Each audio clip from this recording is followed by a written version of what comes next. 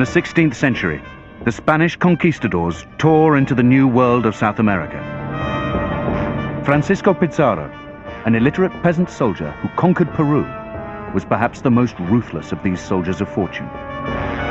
In 15 years, he and his followers killed thousands of indigenous Indians, wiped out the ruling Inca monarchy, and enslaved an empire. These acts were committed in pursuit of power, gold, and religious imperialism. Few men have changed the course of world history in such a violent, ruthless manner. Francisco Pizarro was born in 1478 in the poor rural Spanish community of Trujillo. His peasant mother abandoned him on the steps of the local church. He was the illegitimate son of a Captain Gonzalo Pizarro, who was small-time gentry man from Spanish city of Trujillo. In his youth, Pizarro showed little promise. Unable to read or write, Francisco became a swineherd.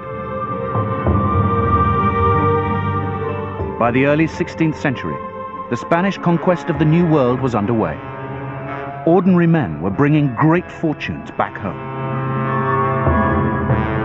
The harsh conditions in rural Spain produced tough, brutal mercenaries who were prepared to travel overseas and risk their lives in search of glory.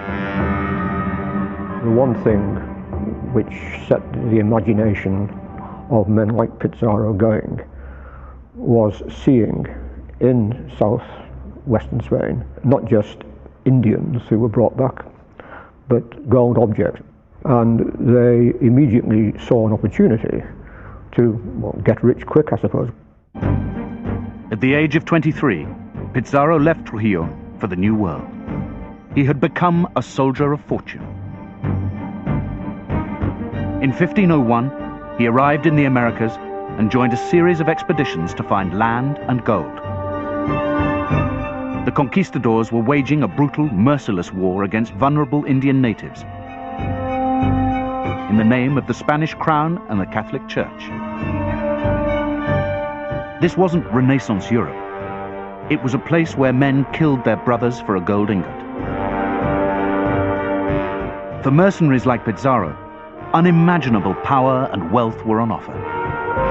I think he was like anybody there, like any young soldier with the license to do anything they wanted. And for young soldiers at the time that could kill, rape, and did any other atrocity, that was part of war. Pizarro joined up with another soldier, Diego de Almagro, and the pair earned a reputation for their ruthlessness in dealing with the natives. In Panama, Pizarro and Almagro had a living, and that the main income of this living came from their ability to capture runaway Indians. So their first fame was as those two guys that are able to catch any Indian at any cost. Once captured, Indians were treated like animals. Pizarro excelled at torture. He was known for burning the eyes of Indian chiefs to get their gold. Exemplary punishments, cruel punishments like cutting off hands and feet, cutting off noses, cutting off ears, were often resorted to. By 1522, Pizarro was 44. He had a comfortable life in Panama, but wanted much more. He'd seen how other ruthless adventurers had plundered massive fortunes.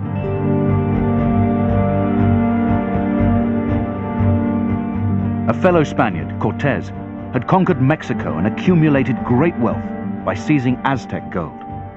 News travelled fast, and it was in a sense the desire to find something similar or even richer than what Cortés found in Mexico, which persuaded Pizarro and his companions to start probing down the Pacific coast. In 1526, Pizarro and Almagro set sail from Panama to conquer the unexplored lands of the south. After months without finding anything, the men were mutinous. So some of the soldiers complained in secret to the governor of Panama, and the governor of Panama sent another ship to pick them up. Pizarro's starving men had camped on a hostile island off the coast of Colombia called the Isla del Gallo. When the rescue boat arrived, Pizarro was furious at the lack of loyalty. He took his sword and drew a line in the sand, demanding those who wanted to carry on to cross it. To some degree, Pizarro's decision to draw a line in the sand, it was a risk. It was a risk which paid off because he eventually succeeded. Of the original 160 men, only 13 crossed the line. The others returned to Panama and safety. Pizarro eventually reached the Peruvian coastline and landed at the town of Tumbes. The local Indians had never seen Europeans before.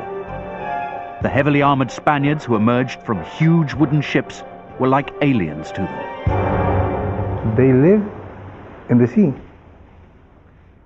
in a house made out of wood. Nobody makes a house of wood here, okay? But not only that, they have iron. Some of them have like a tail for the sword, okay? They have wool in the face, like my llama, wool in the face. Okay? Wow. The locals gave the Spaniards gold, silver, and precious stones. They told stories of great cities containing unimaginable riches. Pizarro had found his El Dorado, but had to be patient. This historic meeting of races meant nothing. Pizarro simply ordered one of his soldiers to scout the town for a future attack when he returned with reinforcements.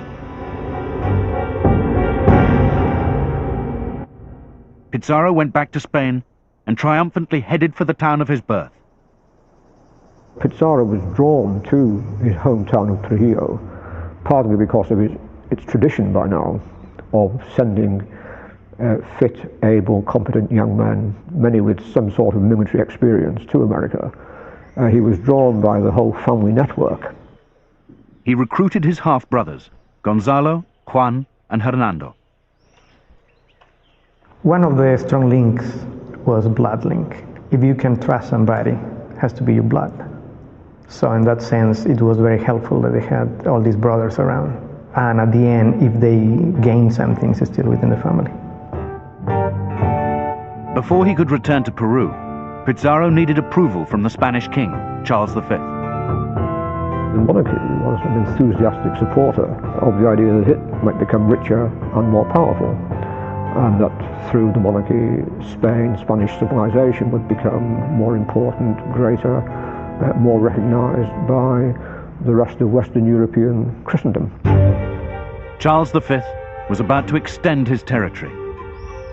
2,000 miles away in Peru, the Inca Empire was in disarray.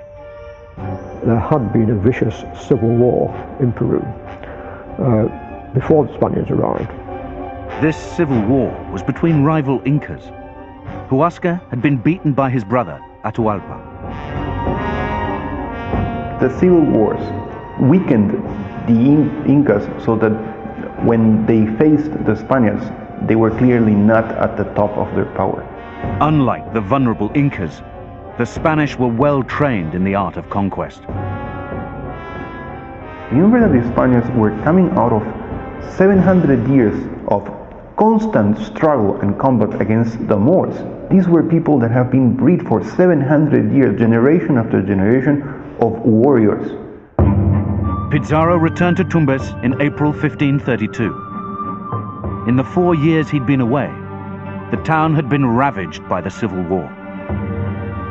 He realized from the reception that he got in Tumbes that he was not going to have to fight his way through Peru. And I think he was then very quickly aware that the majority of the Indians with whom he first came into contact were not going to resist him. Seizing the opportunity provided by a divided nation, Pizarro gave the order to cross the Tumbes River and head south into the unknown heart of Atahualpa's Inca Empire. They marched to the city of Cajamarca, where Atahualpa would meet them. Atahualpa and his men came to Cajamarca, probably without a very clear idea of precisely how they were going to deal with these strange men. What they weren't prepared for was the ferocity, the savagery of the Spanish attack. The Incas were expecting a peaceful encounter. Pizarro saw this as an opportunity to seize power. When Atahualpa arrives in Cajamarca, there is a small group of Spaniards that approach him.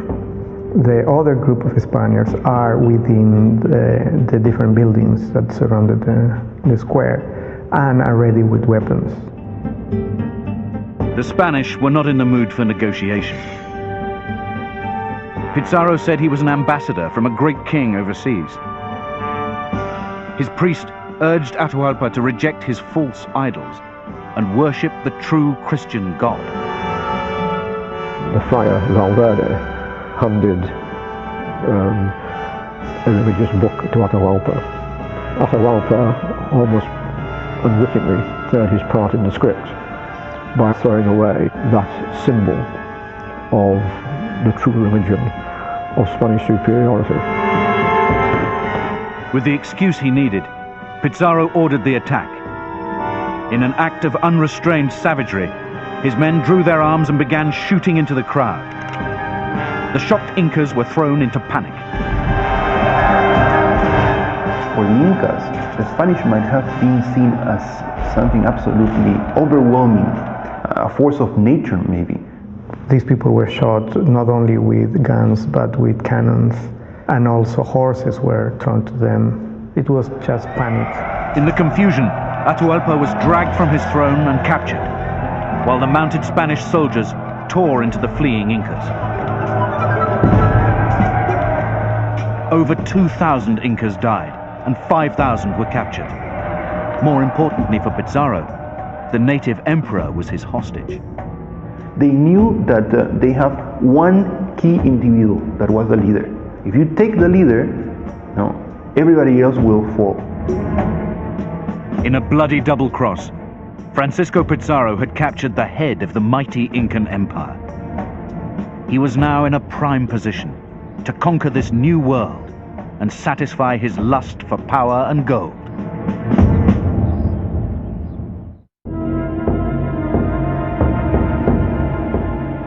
Francisco Pizarro had launched his conquest of Peru and taken the Incan Emperor Atahualpa hostage. He saw him as a prized asset. You have to understand that Pizarro's behavior is nothing but the same behavior of a contemporary kidnapper, who will always take care of his or her victim first and will go to extremes to guarantee his livelihood. Pizarro wanted to get his hands on the wealth of the Incan Empire and demanded vast sums of gold and silver as Atahualpa's ransom. The petrified Incas filled 2 rooms full of gold and silver for the Spaniards. Gold was usually associated with the sun and silver was associated with the moon, so that the proper way to revere the sun god was to produce golden objects. When the Incas discovered that the Spaniards were basically after gold, for them it must have been a shock, because these were basically religious objects that were used for ritual. Pizarro didn't care about the cultural significance of these artifacts. He began melting them down into gold bars. When all had been melted down, the Spaniards had 13,000 pounds weight of gold. That's about 6 tons of gold, and 26,000 tons of silver in bars. Pizarro's men had been promised fortunes when they set out. After their military success, they were each rewarded with a share of the booty. They were obsessed by gold because they never saw that amount of gold in their lives. And they got so much that everything became very expensive. If you want to buy a horse, you had to pay the amount of money you could buy 3 houses in Spain. Why? Because everybody had gold. While Pizarro satisfied the greed of his men for the time being, he kept up a facade of friendship with his prisoner. Pizarro had a very strong relationship with Atahualpa, It was openly strong, it was well rehearsed, but it was only because it was in his best interest. It was part of his policy. Atahualpa remained under close guard. He grew increasingly dependent on the Spanish and was even coerced into ordering the death of his rival brother, Huascar. Pizarro had stayed long enough in Cajamarca. His scouts told him of many new territories offering greater riches. After 12 months in captivity, Atahualpa was outgrowing his usefulness. I think Pizarro knew that if he was going to take control of this empire, that killing Atahualpa would not only get rid of an enemy who'd served his purpose, it would assist him in projecting himself to the very heart of the Inca Empire. After befriending the fallen emperor, Pizarro betrayed him. Atahualpa was found guilty of treason and condemned to death by burning at the stake. For the Incas, the sentence was horrific. They believed that burning would deny their emperor an afterlife. In order to keep his soul, Atahualpa was forced to accept baptism. He was then garroted in Cajamarca on the 26th of July, 1533.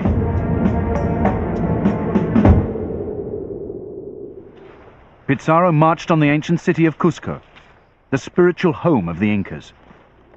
It was the last bastion of potential rebellion. To avoid conflict, he offered the Inca monarchy a share of power. He was prepared to do a deal with the Inca elite in Cusco, so it's a skillful combination of force and diplomacy. Pizarro crowned a puppet king, Manco Inca. Manco Inca was used by the Spaniards. He was prepared to collaborate with them in return for being given the title of Inca, and in return for his extended family being, in theory, confirmed in its position. Now dominant in the city, Pizarro encouraged his soldiers to enjoy the fruits of their labor. They looted religious temples for gold and took any Incan woman they fancied. Mixed-race children were a useful way of cementing the Spanish presence. This is where you see this politics of mixing bloods very conveniently. He would never allow an indigenous noble girl to marry a man that was not part of Pizarro's team. Pizarro was also in dispute with his old partner Almagro, who felt he and his men hadn't had a proper share in the spoils of conquest. To placate him, Pizarro sent Almagro to the unknown lands to the south, where he could claim what he found as his own. Francisco Pizarro left Cusco to set up his new capital of Lima on the coast. He left two of his brothers in charge of Cusco, but Juan and Gonzalez lacked the leadership powers of their half-brother. We have a number of accounts of the Spaniards fulfilling the almost stereotyped role of aggressive, ignorant, greedy, bloodthirsty conquerors. The conquistadors were out of control. Their greed and bad behavior caused resentment amongst the Incas. It was so rude and so rough that a few of them left everything, went back to Spain after seeing what was going on. In 1535, the frustrated puppet leader Manco Inca was caught trying to raise resistance against the Spanish. He was clapped in irons, tortured, and publicly humiliated. Well, Manco's life is tragic. He starts as a puppet Inca. He then is humiliated. He was at least clever enough to run away. One night, Manco slipped out of Cusco and grouped together a significant Incan army. Now, the Incas were fighting not only for their lives, but for the existence of their race. In May 1535, the oppressed people of Cusco rose up and fought the Spanish forces in the hills above the city. Despite their limited technology, the Incas managed to take control. They certainly succeeded in capturing the city of Cusco, which they held for about a week. The Incas may have beaten the Spanish had Pizarro's old partner Almagro not returned from his expedition to reinforce the struggling Spanish forces. He arrived back, however, in Cusco just in time to ensure that Manco Inca's revolt would not succeed, and he then installed himself in command in Cusco. Almagro still felt cheated by Pizarro. His conquest to Chile had been fruitless. He decided to take matters into his own hands. There was a power struggle, effectively, between Almagro and Pizarro, each of whom could claim with some justice to have the crown on his side. Pizarro wanted to get rid of his troublesome partner, but he was now the respectful governor of Lima and didn't want to get his hands dirty by murdering a successful conquistador and subject of the king. It was he who had authorized his brother Hernando to put together the force which defeated Almagro. Almagro was caught and executed in Cusco. His head was displayed as a warning to other would-be rebels. With the threat to his power extinguished, Pizarro played the part of a Spanish colonial governor. He built himself a governor's palace on the main square in Lima. He essentially enjoyed the fruits of his success in Peru. In 1541, Don Francisco Pizarro was 63 years old. One evening, a band of assassins surprised him as he ate dinner in his residence. Although he fought desperately, he was overpowered and slain. He was killed by the avenging son of Almagro, his former friend. The fatal blow went through his jawbone, through his jugular, and actually severed the upper part of his spine, his spinal column. There were, I think, 70 other wounds found on the remains. He was the subject of a violent, frenzied attack. It was certainly, in a very obvious way, revenge by the Almagris. After successfully conquering a nation and destroying an indigenous race, Francisco Pizarro was murdered by his own people.